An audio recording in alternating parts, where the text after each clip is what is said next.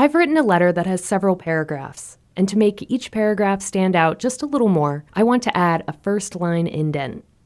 Before you add an indent, you may want to go to the View tab and make sure the ruler is displayed, since it makes it easier to customize your indents. To create a first-line indent, you can just place the insertion point at the beginning of a paragraph and then press the Tab key.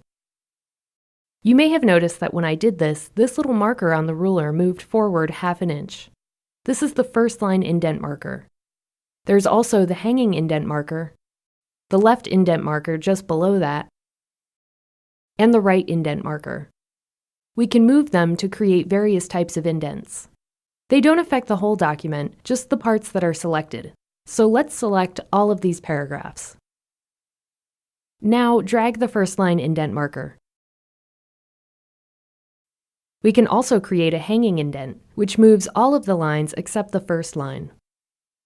The left indent will move all of the lines at the same time, and the right indent is useful if you want to make a paragraph narrower.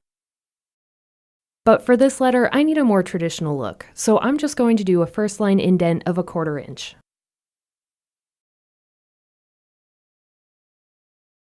Indents are a good way to keep things lined up in your document.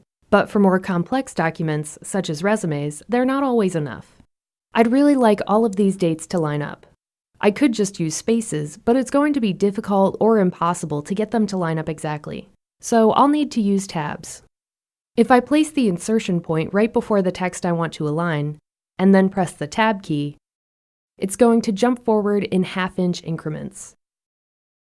It's much easier to align these dates this way. If you go to the Home tab and click the Show Hide command, you'll be able to see the tabs, and they show up as these little arrows. You can delete them by pressing the backspace key.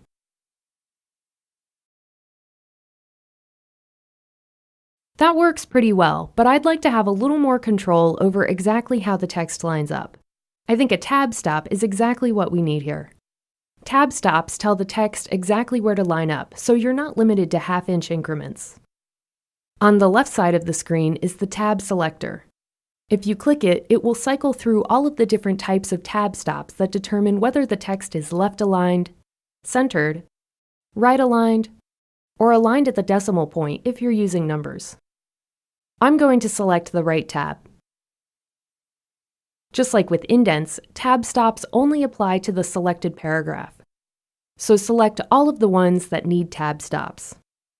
Then click on the bottom edge of the ruler where you'd like the tab stop to be. You can add more than one if you need to, and you can remove them just by dragging them off the ruler. Now to align the dates, we want to add just one tab before each year, and they will jump to the new tab stop. Generally, you'll need to add one tab for each tab stop. You can also move existing tab stops. Make sure your text is selected, and then move the tab stop to the left or right. But be sure to allow plenty of free space for the text. If I move the tab stop too far to the left, the dates won't have enough room, so they won't line up correctly. This document looks a lot better now. Having everything lined up gives it a neater, more professional appearance.